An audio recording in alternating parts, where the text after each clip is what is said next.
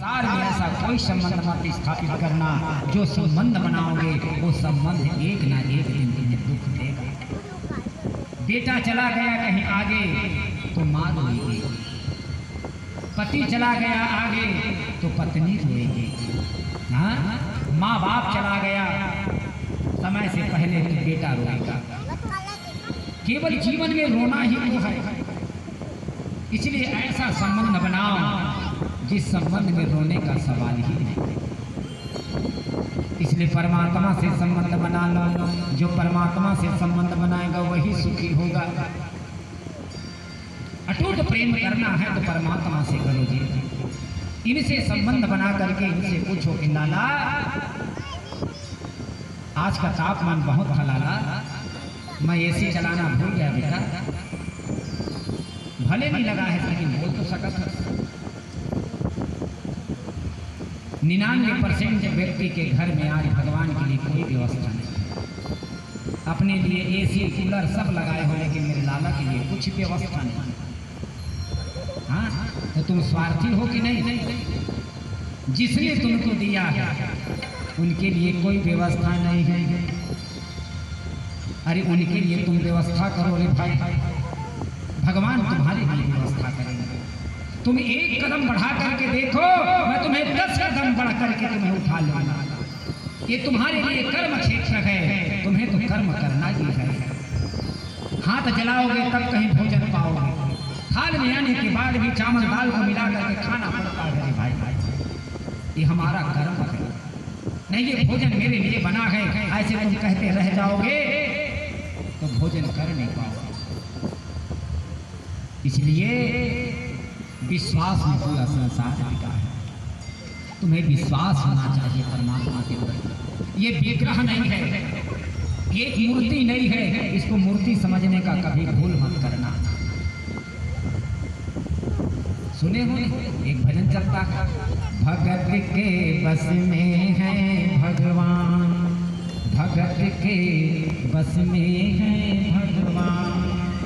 पूरा भजन ना सुनो, अंतिम अर्धाली सुनो। बनवारी तेरी माँ नहीं पागल, बनवारी तेरी माँ नहीं पागल, पागल सारा जहान, भगत के बस में है भगवान। अगर बस में करना चाहो तो बस में हो सकता है। आज कर्माबाई इसको बस में कर लिया जाए। आज कर्माबाई के घर में नित्य खिचड़ी खाने के लिए आता था और कोई घटना विशेष नहीं। प्रतिदिन कर्माबाई भगवान बांके बिहारी के दर्शन करने के लिए जाती थी। एक दिन जब गई तो 11 बज गया था, पूजा नहीं हुआ था। कर्माबाई सोचने लगी लाला 11 बज गया है बेटा, तू अभी तक खाया नहीं है। छोटा सा लाला है, कितना भूख सहेगा, कितना भूख सहेगा तू? अभी तक तुम्हें भोग नहीं लगा है बेटा। अगर तू मेरे घर आ जाता ना तो मैं तुम्हें 6 बजे सुंदर खिचड़ी बना कर खिला देती लाला। उस प्रेम की बात को सुन करके भगवान का विग्रह टूटा और छोटा सा बालक बन करके जैसे ही कर्माबाई के साथ जाने के लिए मंदिर से निकला, उसी समय पुजारी आ गया। और पुजारी आया, पुजारी को आके देख करके भगवान विग्रह के अंदर पुजारी समझ गया अरे कोई भी इसको कुछ बोल करके अपने साथ ले जाएगा भैया। इसलिए पर्दा लगता है बांके बिहारी के मंदिर में हर 10 मिनट के बाद, किसी का नजर ना लगे। हाँ, लेकिन विग्रह में तो रहा, लेकिन दूसरे दिन कर्माबाई अपने लाला के लिए सुंदर जो है खिचड़ी और खिचड़ी बना करके लाला को पुकारती है, लाला खिचड़ी तैयार है बेटा, आ जा। ये छोटा सा बालक जो है जा करके कर्माबाई के यहाँ खिचड़ी खाना चालू कर दिया जी। जब तक जीवित रही तब तक खिचड़ी खिलाती रही। कर्मा के मृत्यु के बाद भी वहाँ बालक का रोने का शब्द सुनाई देता था। ये मेरे बांके बिहारी है, एक बार इसको रिझा करके तो देखो। रिझाने में ही आनंद है। स्वयं का श्रृंगार मत करो, मेरे लाला का श्रृंगार करके देखो। ये संसार का श्रृंगार करता है, तुम जिस दिन इसका श्रृंगार कर दोगे उस दिन परमात्मा तुम्हारा भी श्रृंगार कर देगा।